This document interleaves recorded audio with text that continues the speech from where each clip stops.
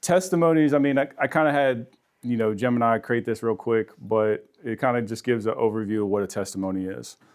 Like, really, like, testimony can be considered like what you testify in court, right? So, like, if you go to court, you're given like a testimony there, right? Like your side of the story, right? So they'll kind of cue you and ask you questions about your side of the story. As you can see on the graphic, it's really just a personal account on like your story with God, right? So break it down simply is like how God found you and what God has done in your life, right? That's your testimony. And the reason why it's important is other people can glean from that, right? So like when you give your testimony, people can take that same experience that you went through and believe that for their lives, right? Or your story can just bring inspiration to them, right? Because we don't know. We don't know what people are going through in their lives. So like your testimony can help them on their way, on their walk or in their life, okay? You guys tracking? Testimony, any questions there? What it is? Okay. Who's ever given their testimony? I mean, I didn't read it. Huh? I didn't read it. You didn't read what? My testimony. Oh, you wrote it out? And like you were supposed to read it or like? No, I got baptized and another person read it. Oh, okay. Gotcha. So you basically wrote out like how you met Jesus, how Jesus found you from that point of view. Okay. And then they read it at the baptism. Cool. That's awesome. Yep. So more or less is like each believer in Jesus, each person that is a Christian, right, that calls himself a Christian, should have a testimony, right? You should be able to tell people how Jesus found you, what he's, doing in your life now, how he's taken you from where you were to where you are, right? So for me, I'm going to kind of give you my testimony from almost cradle to where I'm in now, because that's kind of how it started, right? So I was born into the church, right? For me, I've always said that I have a vanilla testimony, right? Have you ever heard that term, vanilla testimony? Basically what that means is like, I didn't go through some crazy, like I wasn't deep in the pit, right? I've had moments of like staring in the pit, right?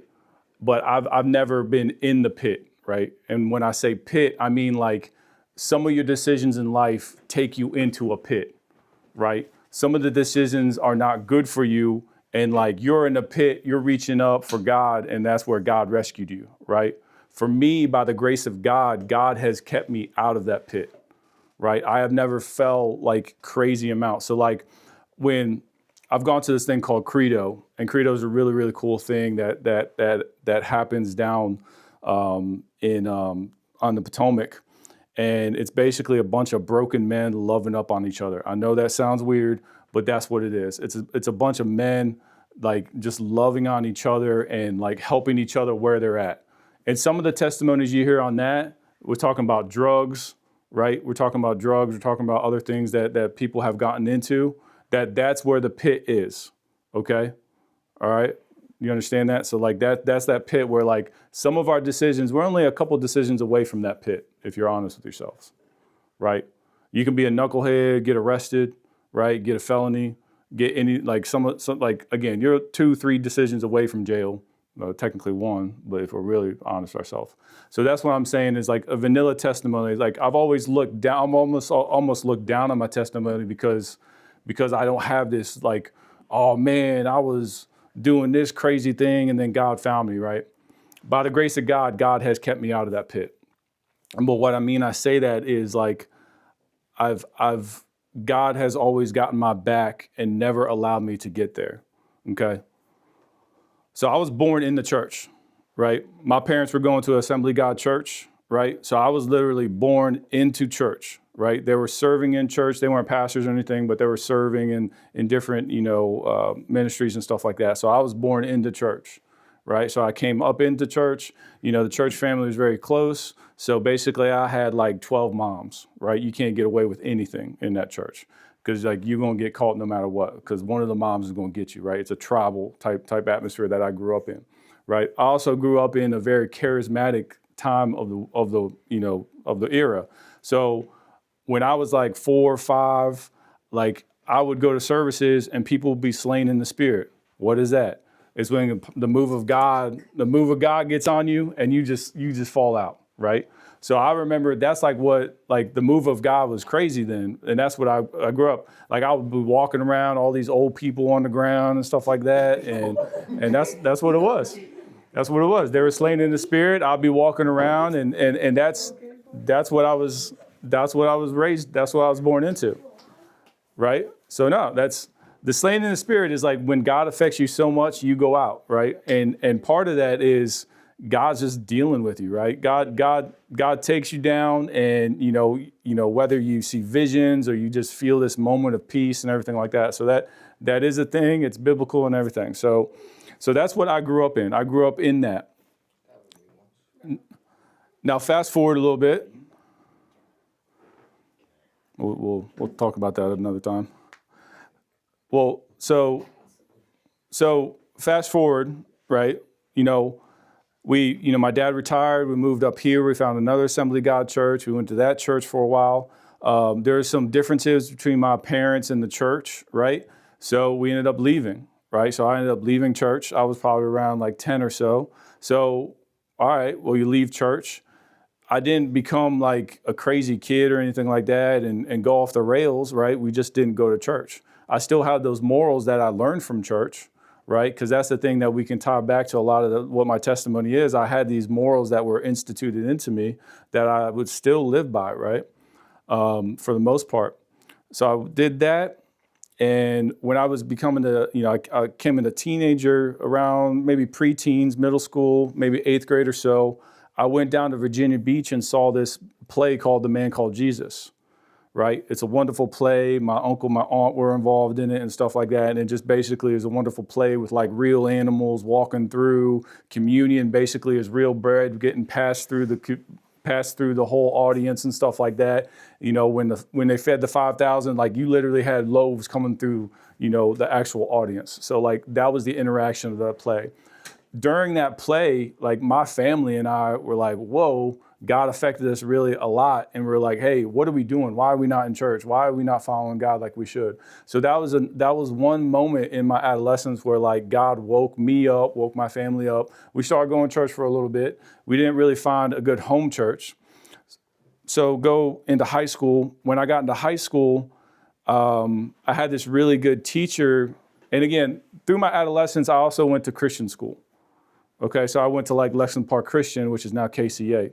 So I went to Lexington Park Christian. So I had a Christian education. So I had a little bit more of that here and there. I was in and out of that Christian school all the way up until like 7th grade. 8th grade, I went to Spring Ridge. So like I had God around. God was always with me. God was, I call it the hounds of heaven, not the hounds of hell. Hounds of heaven was always chasing me. God was always chasing me. He was always trying to get my mind. He got my attention during that play. Another time is I had this English teacher in high school at Great Mills that she knew I went to like Lexington Park Christian. Her daughter went to Lexington Park Christian. Her husband at the time, I think, was a pastor. And she put me in to go to FCA leadership camp. I wasn't even part of FCA at that high school, right? So at different high schools, you have Fellowship of Christian Athletes. They have different meetings, and you can learn. You can kind of have community with other believers in high school. So she put me into this camp, and I went to this camp up in Pennsylvania. It was really cool. We took a bus up there, a nice bus, and got to hang out. I saw some people that I used to grow up with, so it was pretty cool connecting with them. And we took this bus up to there, and it was like a 5-day camp and stuff like that. And that right there was another moment where God got my attention, right? Like that camp was really, really crazy. It was like they had like a worship band, right? Every night, you did worship with everybody. You had these little breakout sessions with like your camp counselors and stuff like that. There was one moment where like, Jesus washed his disciples' feet. Remember that? We watched that on Chosen. And then that moment, right? Like Jesus like basically showed how to serve the people that you lead. And I remember the camp counselors, there was like a girl group and a boy group, and the young man washed all the boys' feet, right? And I remember the Spirit of God talking to me and saying, "Hey, wash your counselor's feet." And then I washed my counselor's feet, and then everybody else started, all the boys washing his feet and stuff like that. That moment right there, like, solidified something in me with hearing God's voice, right? So that was like one of those first moments where I was like, oh, wow, God does speak to people, right? Because it was a moment of like where God kind of used me to do something, right? And it was just like I said, it was like another ramp up. And a lot of times, conferences, camps, like, you'll be on cloud nine, and then what happens is you got to come back down and you got to go back home, right? And then what happens there? You don't make the choices that you should at camp, right? At camp, you're in it. Everybody's making those choices. But then when you go home, it's for you to make those choices, to read the Bible, do the devotionals that we were doing at camp, right? It's on you now. It's not on that setup that they were setting up for you, right? So again, I fell back. I fell into the world. I fell into doing my own thing in high school and stuff like that. It's not cool to whatever, and that I fell into that. I fell away from, God. I don't think we were going to church at the time. I think we were trying to find something, but at the same time, my parents struggle, and stuff like that. So, I fell back doing the same things, not being a crazy knucklehead, but just not following God, not doing what I was supposed to do, right? Fast forward, I moved up to Michigan, and another moment, like, God got my attention was at this, these traveling, kind of like a traveling troupe. There's a thing called, what do they call it?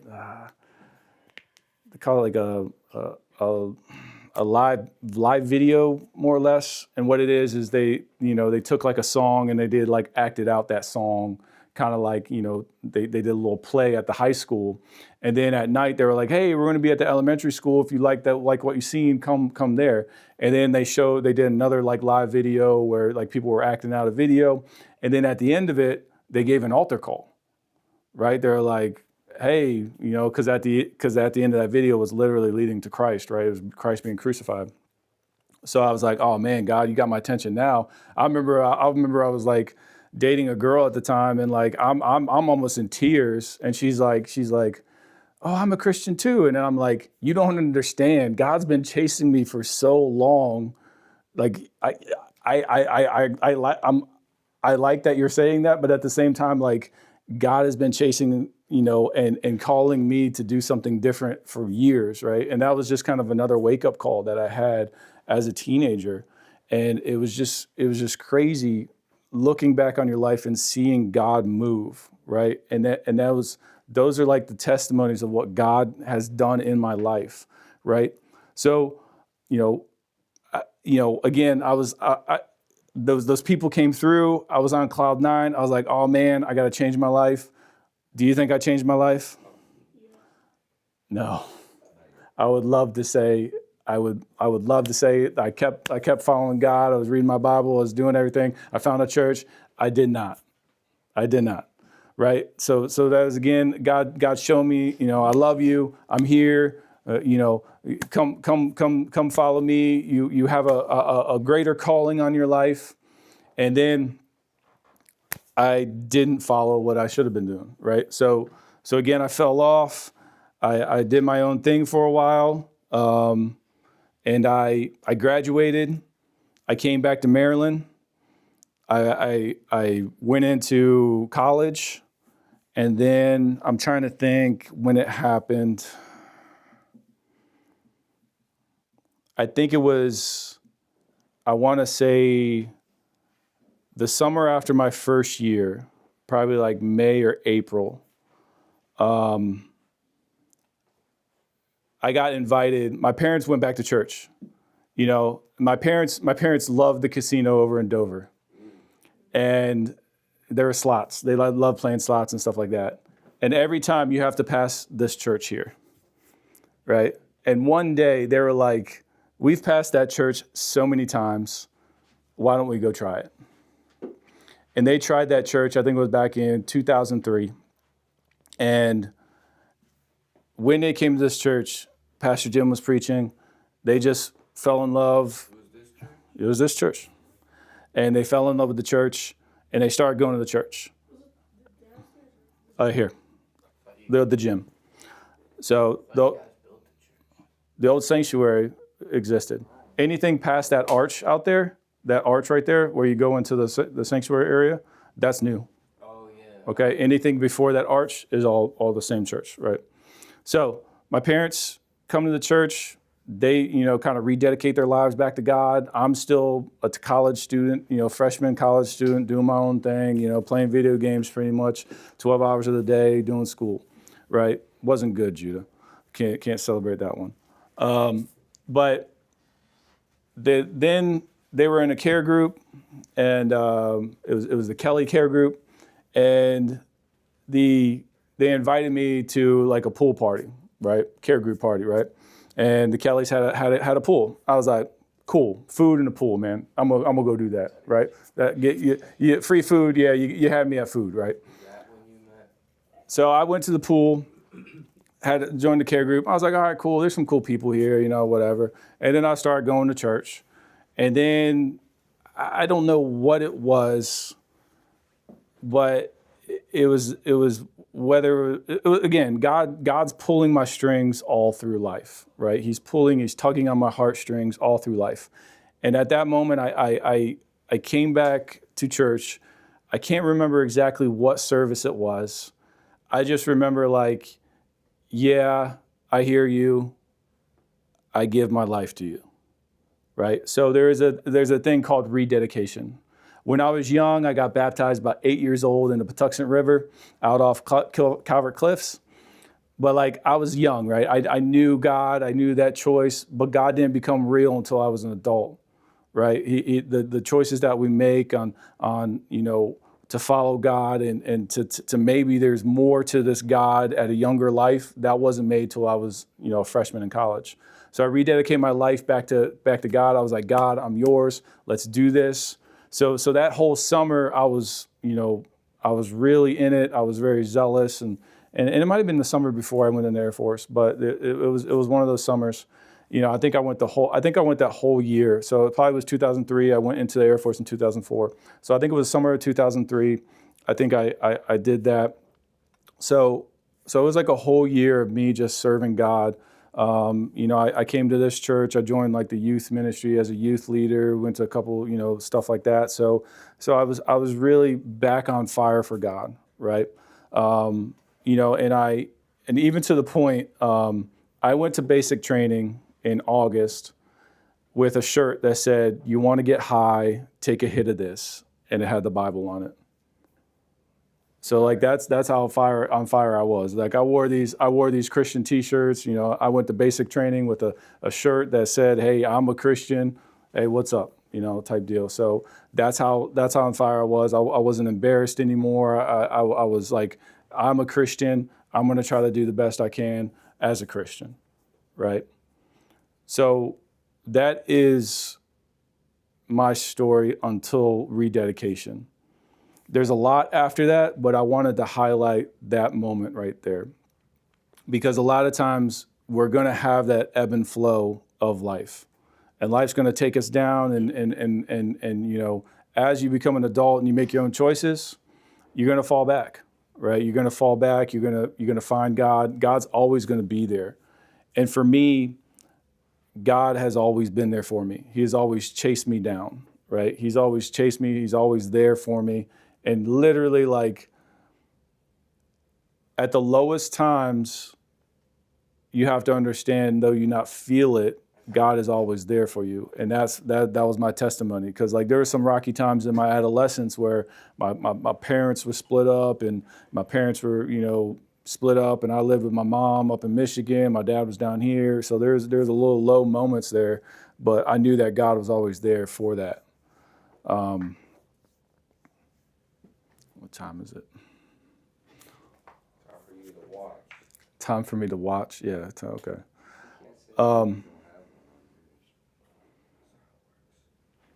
And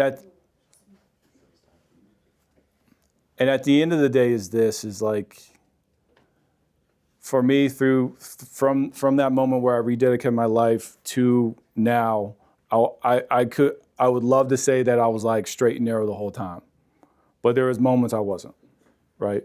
There was moments I fell away from the church, right? And I started doing my own thing, right? I knew God was still there.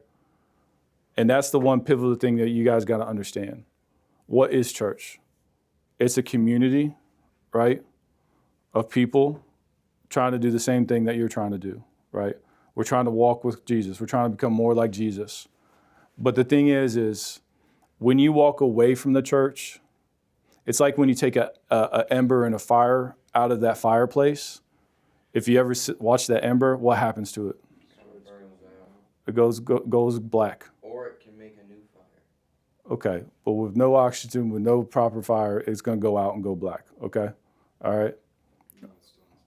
And then what happens is you put that ember back in the fire, it starts glowing right away. All right?